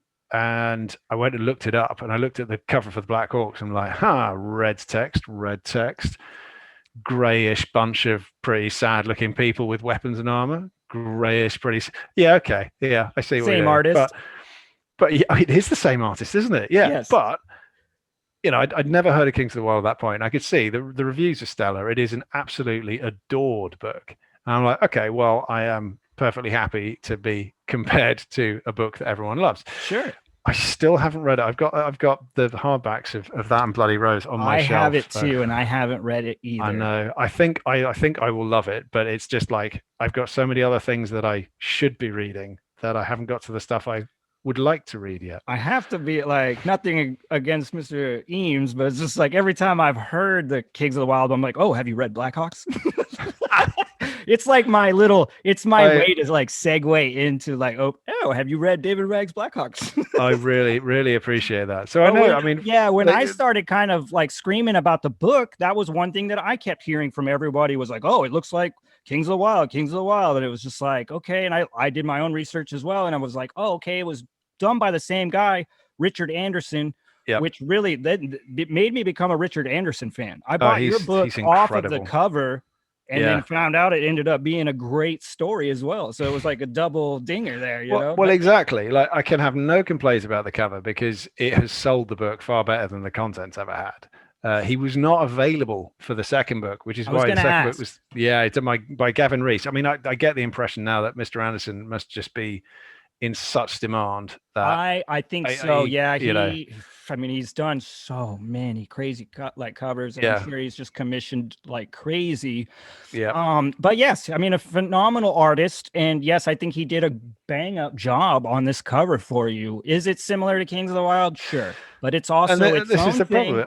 Having never read Kings of the Wild, I'm still not in a position to say how close they are to one another. But I have a friend that's read both, and he said that they are like similar in the fact that they are both fun, both funny, but they are two very different stories. Yeah, and that is the impression I have as well. That if you read Kings of the Wild and you go, oh, I want to read something that's exactly the same as that. Hey, this Blackhawks book looks different. Then you are going to have cognitive dissonance. You are going to have unmet expectations.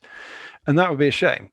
Yeah. But, I had all of that guff I was chatting earlier about where this book came from. Like this has come from, inside my own terrible, rotting brain based on the experiences and the expectations that I wanted to write about, from all that fantasy stuff that I just inhaled as a kid.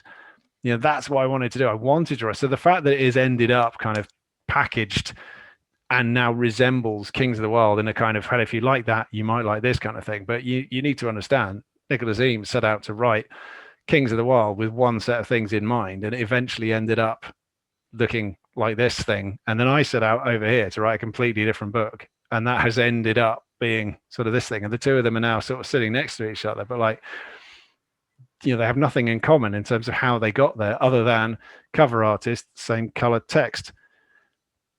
But and fun fantasy. fun fantasy, but not the same. And it's weird because the comparisons that I have, what did they say? They said I was just going to ask you about these. Joe Abercrombie and Scott Lynch. So on the back, pick any two names in fantasy. So I do remember seeing or hearing. Did you catch shit?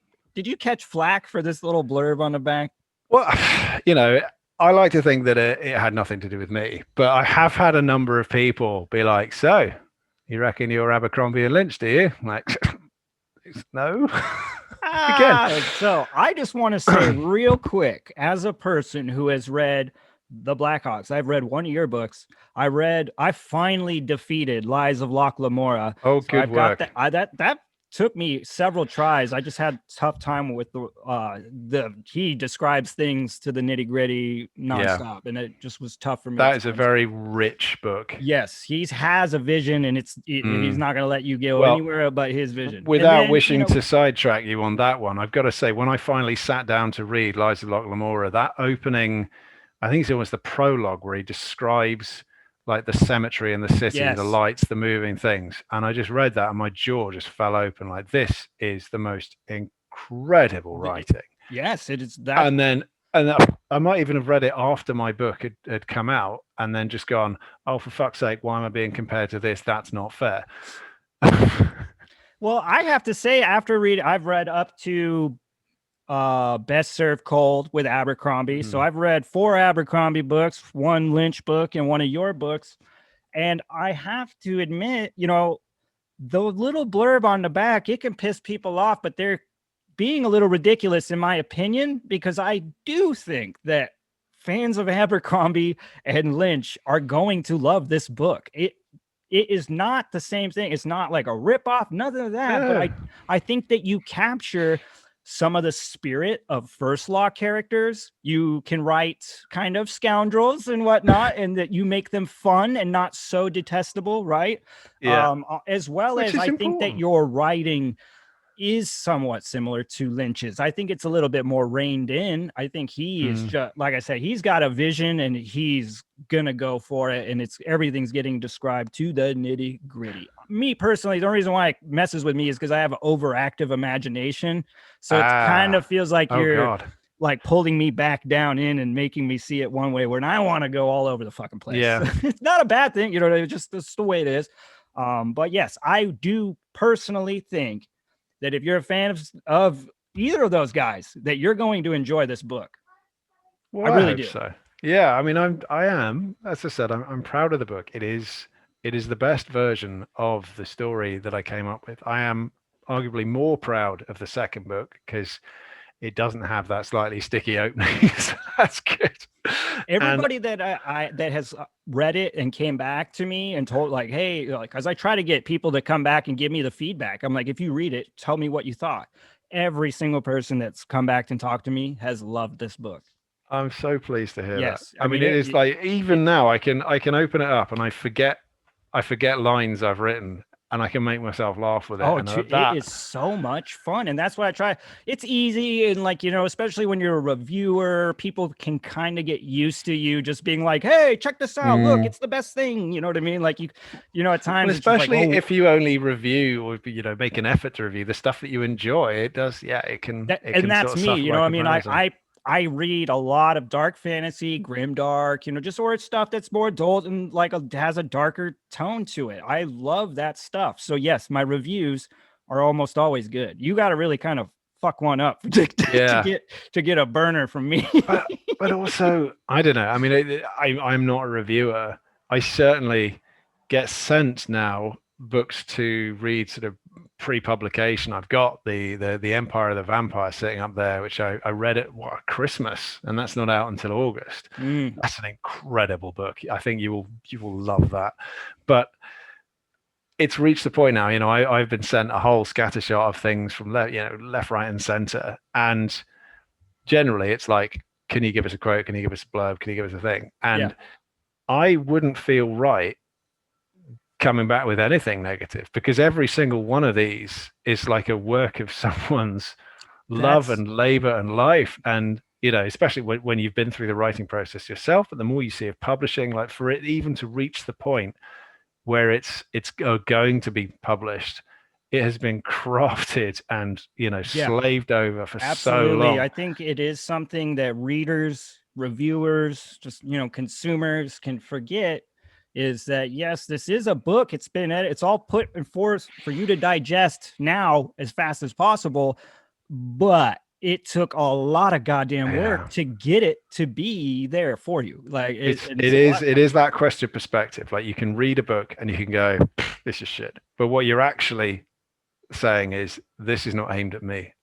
This is not for me. This is not my kind of thing. Too. Yeah, I would like to see more of that happen too. And people stop like kind of condemning books and just saying, hey, it's not to my taste.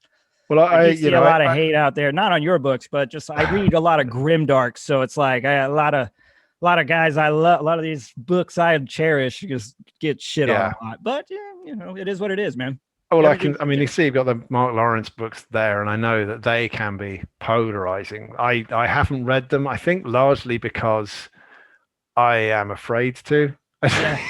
You know, I think that Jorg gets a very bad rap, though he brings it on himself. I'm not going to sit here and tell you he's an angel. He definitely has done some horrible shit. But I do think the thing that a lot of readers bail, right? They bail before they read the whole thing. And this is a story about a man that you really do need to know all the pieces before you make a proper judgment. Yeah.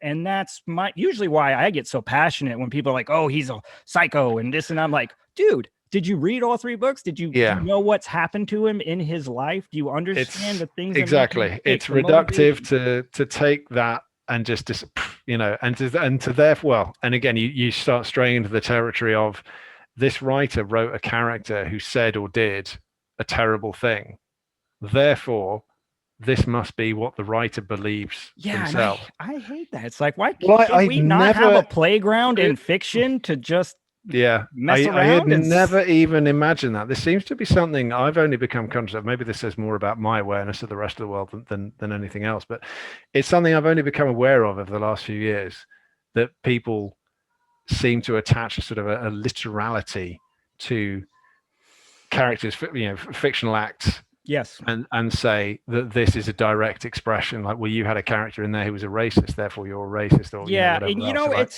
it's one of those books have been written for so long now. You have so many different authors and so many different interviews, and you have the Prince of Thorns is essentially based off of Anthony Burgess's Clockwork Orange. Oh my God. Yes, that's what Jorg is Alex from Clockwork Orange in a fantasy setting. God. And now it's like the thing is, now you know that little bit, it changes things. Again, Clockwork Orange is another classic example. But the thing, and they wanted banned because you'd never get the nuance. Himself mentions in this one copy, I don't know if I have it on me, but there's an introduction which really messed me up because it was basically an author telling you his book sucks. But read it and then make up your own opinion. Well, that's fair. I might try and get an introduction like that in my next book. Guys, I'm sorry, but try and stick with it all the way to the end and you might like it. But it's we've mentioned the subjectivity of this whole thing. Like, different people are going to take different expectations crucially into it. And isn't that not like lesson 1 of anger management? Is we get angry when our expectations are not met. You can't control the world, but you can try and moderate your expectations. So if you know what you're going to get with any of these books, and you think like, and this is again why reviews are important. Reviews are not important because they sit there and go, this is good and this is bad. It's because they're going to tell you, if you like this kind of thing, if this is your jam, get this one. You're going to love that. If you don't like that, you might struggle with it. That doesn't mean it's bad. Yeah. It just means it's not for you. It's not to say there are genuinely bad books out there, and I know where they live, but that's not the same as to sort of take a great sweep and say like that this is like all of this stuff that people like is shit, and I am clever for being able to point at it and say that you will like stuff that is shit, because that's very pedestrian point scoring, and it's searching for personality through the wrong means. Learn from veteran Chell. Go out and get punched. Go out and get punched in the face. Find meaning in your life. That's it. Get out there, kids. Get punched in the face. You mentioned something. I want to touch on this. I don't know how much time we got left, but you had mentioned something, and I mentioned this in my review. I did not find the Blackhawks a grimdark book. Now, I do think I'm going to probably end up getting in a couple of arguments over that. Not obvious, I guess not with you, which is a good thing, but I do, it's hyper violent in areas, right? The action that I love so much, it can get pretty bloody and visceral at times, right? And the language. Yeah. But I mean, the language is just based on the kind of people that I have worked with for 20 years. And that's kind of one thing, right? As I feel like some things have been sanitized to this point where we're just like, if we hear one curse word, it's like, oh, it's grimdark. He said fuck. It's weirdly true of television. I'm like, God damn it, you're making adult fantasy sound like PG shit. If saying fuck and having some blood in your book is now grimdark, then what the fuck is adult fantasy? Is it like literally, squeaky toys and goo goo gaga? Because I know I'm going a little overboard there, but I do wonder how much of this stems from a sort of a more cultural question about what is the state of our popular culture this day, and for better or worse, like Hollywood studios and Disney now being a massive sort of conglomerate, the beating heart of it all. Yeah. Have set the tone via the MPAA or whatever else for a huge body of what constitutes entertainment, for want of a better word. So whether that's TV or especially film. And what seems to come up time and time again is, those thresholds of like, this thing has extreme violence, it has one swear word in it, and no sex.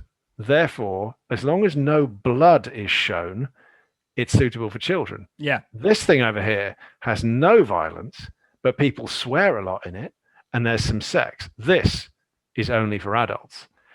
And it's like, yeah, okay, that's what I'm used to. Yeah, I'm massive gunfights and things, but nobody actually dies. That's cool. That's like a PG or something. But no, the bit where people have a realistic conversation and they drink and smoke, and then there's a sex scene. Like, whoa, I do not want my kids to see that. And it sort of bleeds in, and I know obviously different cultures have got very different expectations about this, and you don't need to watch French TV for 20 minutes to be like, wow, this is different.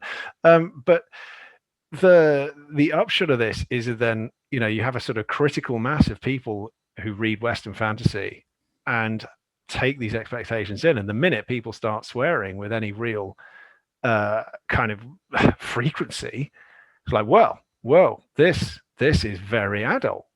And it's like, only in the sense that this is how adults talk, or not all adults, certainly. Sorry, Mum. But, I've worked in offices, I've worked in office-like environments, and I've worked with huge numbers of people over the years. And the one common thread to all of it has been things go wrong all the time and people swear.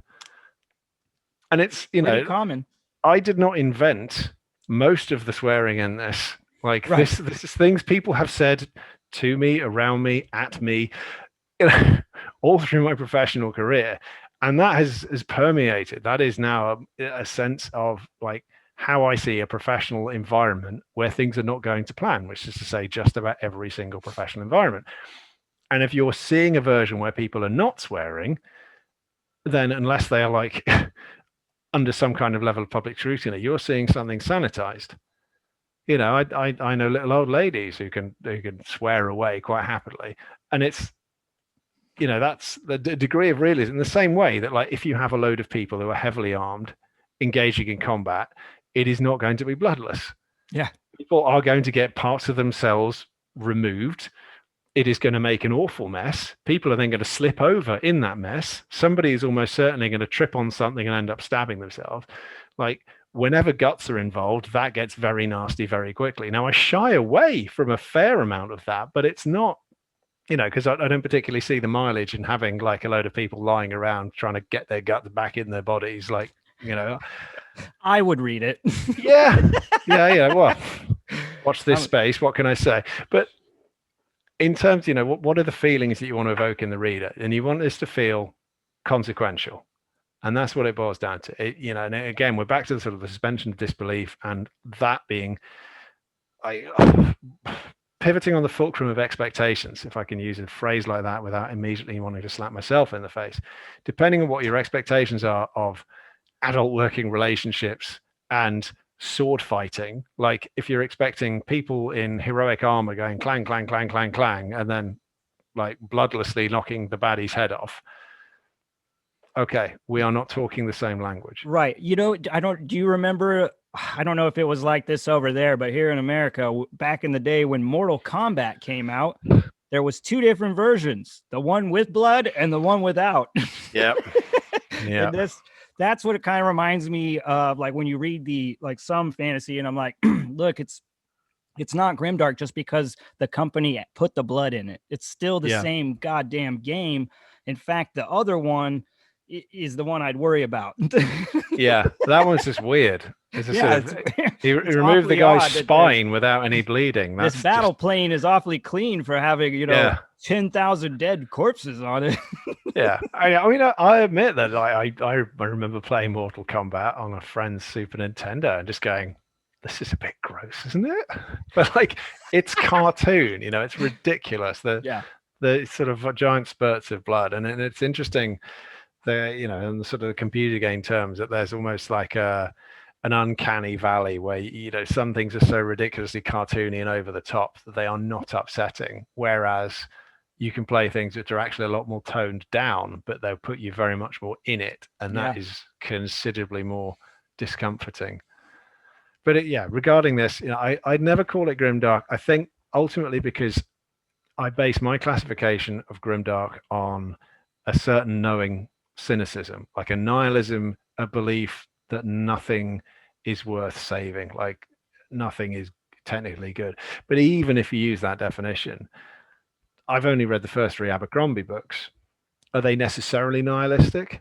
Like lots of bad stuff happens, but you think about how it ends, you're like, okay, well, I don't think you technically call it bittersweet. There's definitely some sort of fairly downbeat strands to it. There are some upbeat strands, and there's a general sort of sense of a continuing kind of neutrality, perhaps, to the rest. But it is a satisfying ending, and it's in keeping with what's come before. Right. But the term grimdark, originally comes from Warhammer 40k, and I read lots of 40k. Did you? The stories. I never actually played the game until maybe once as a teen. I played lots of Fantasy Battle, the fantasy one. Played that one tabletop as a teenager. Really loved that. But 40k never did. Played things like Space Hulk and what was the other board game you won? I can't remember. But reading the fiction was great, and I remember that. But I also remember being struck by the fact that was actual nihilism. And what I didn't realize at the top, I didn't realize at the time, because they're never getting out of that battle. It's deliberately over the top. If you read it straight, and being 13, that's what I did. Like you turn 13, you get your first pair of Dr. Martens, you get your first Iron Maiden CD, and you start reading all the 40k side fiction. But you take it seriously. And that's the difference between being 13 and being 40. Is like that little sense of perspective, being able to spot the knowing winks and going like, oh, I see what they did there. Instead of going like, this is awesome. Yeah. Nothing is worth saving.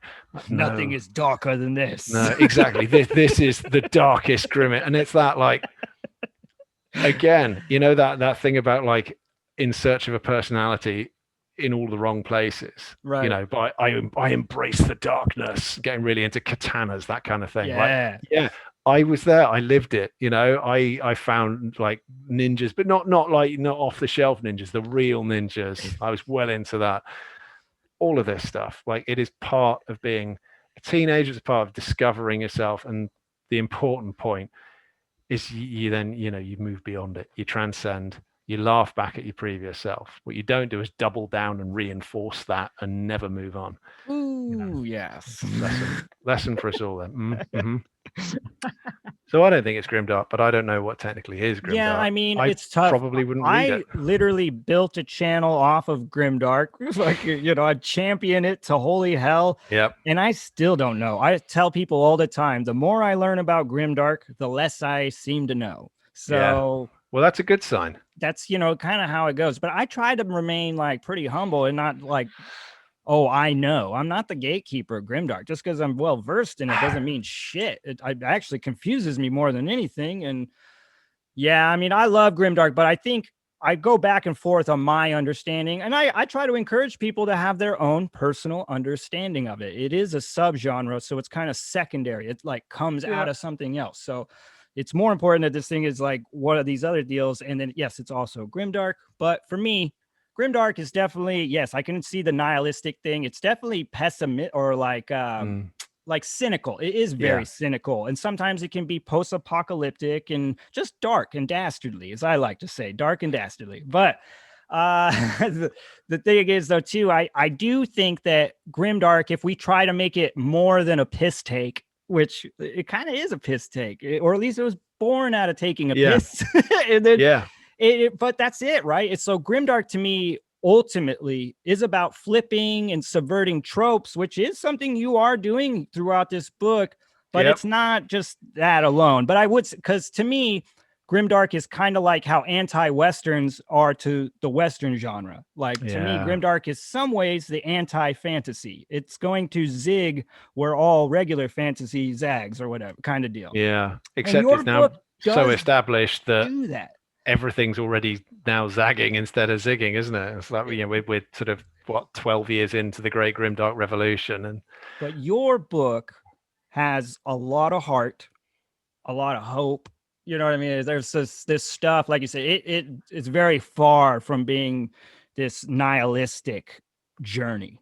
You know, I like to think so. Yeah. That's why I immediately was like, oh man, I could see people calling it grimdark because there's some, there's just some rough around. People say fucking get stabbed. So yeah. If that's the definition you want. But again, what's the purpose of any of these classifications? They are all secondary to deciding whether or not you like the book. Mm-hmm. That's all that this is about. Sticking labels on things is just to draw the right readers to the right books. Yeah, absolutely. It sucks because it's become kind of confusing, and it can get hard too. It was made to be helpful, I think, but over time it's become this thing where it's all over the fucking place. And I will say maybe that might be part of the reason why that little blurb in the back, because anytime something's like either like kind of cynical or violent, like a grimdark style, a fantasy book, fucking 99% of the time they say, oh, great for fans of Abercrombie. You know what I mean? And so, well, he has a lot of fans, so you're casting. Yeah, but the thing is there's so many times where I see a book and they're like, great for fans of Abercrombie. And I'm like, that is nowhere near. I'm like, nothing matches. Maybe they're not aiming for. Maybe it's literally just perfect for Joe Abercrombie, just like the one. Yeah, there you go. Yeah, there's he would like this. You wouldn't. This. Yeah. But I mean, it's a bit confusing, but I don't consider Blackhawks to be a grimdark story, and that's not a bad thing at all. It's not, it's not good or bad to be grimdark. I never intended it to be grimdark. Again, because I'm very squeamish. Like I don't like the sort of the cynicism, the brutal ends, the characters who did nothing wrong, and that kind of thing. Yeah, I see the narrative necessity of it. I see in terms of how you structure a plot, how you show consequences and all the rest of it. But like, I would never have written a Game of Thrones. It's an incredible book. It's an incredible story. It's never anything that would have come out of my head because I couldn't have made myself write something like that. Right. I'd have pulled the punch. Which is not to say that that there aren't sort of moments of great terror, horror, sadness, and all the rest of it, certainly in the second book. But I hope that it will all sit within a sort of a greater kind of scheme of things, which will not leave people just put through the ringer for no good reason. Right. Yeah. Well, I'll tell you, man, I had to go back and I had to watch my review of the Blackhawks because I was like, I should have done that. I was like, man, I'm like, what the hell did I say at the end? Because I'm like, I know I mentioned something, and so I had to go back and I was like, so if the sequel is just as good as the first one, I'm going to be super fucking happy. If it's better, I'm going to be screaming about it. I said this, so we'll see if I hope so. I think it like could be better. Way, I'm going to be very pleased. I've been working on this book for so long now. Like the first one I wrote, 2015, was the first draft. I started planning it, wrote the first draft. Second book, I started on that straight afterwards because I needed to know what happened next. So 2016, 5 years ago, I started writing this book, and I have tweaked it and edited it and submitted it and resubmitted it. And the version we now have here is obviously great departure from that original one, but I have spent so long with it that I am no longer capable of judging its quality. So what I'm left with is a sort of general impression. You're gonna, and I think it's good. Leave it up to us. I think so. I liked it. It was the story I wanted to write. It's the concluding part of the Blackhawks. It's the thing I always set out to do. That's all that fucking matters, brother. I hope so. It's helpful if people like it, buy it. You know what I mean? Well, I'll send it to Joe Abercrombie. Maybe this is the book for the one guy to buy. I'm like, dude, I really believe it's like if you have a story brewing inside you, just get it out. Who gives Absolutely. a shit? I'm like, because this is where I feel like I find a lot of beautiful, journeys and whatnot. It's just these people that had this stuff in their head, and it consumed them to the point where they had to get it down on paper. It's a classic syndrome to say that ideas are cheap. It's the execution that matters. But where that will differ is, two people can have very similar ideas, but when it comes to the actual writing, what you put down is, it's all through you. You can start with exactly the same idea as somebody else, even down to plotting it out, but you write it completely differently, because everything that comes out is going through your memories and thought processes and inclinations and expectations. And the same way I could never have written Game of Thrones, like George R. R. Martin wouldn't have written the Blackhawks. And maybe he would. I should Well, I'll ask him. tell you what, the Blackhawks is an amazing story. I'm still screaming about it, and I can't wait to jump into The Righteous. When is The Righteous going extremely to? grateful. Right, 10th of June is the worldwide release for the ebook at least, and possibly the audiobook as well. Okay. Paperbacks in Europe and I think Australia as well. And it sounds like September for physical release in North America. Although, if you know somebody cool in Europe, you might be able to get them to send you one. Yeah. Make them friends, people. Absolutely. Yes.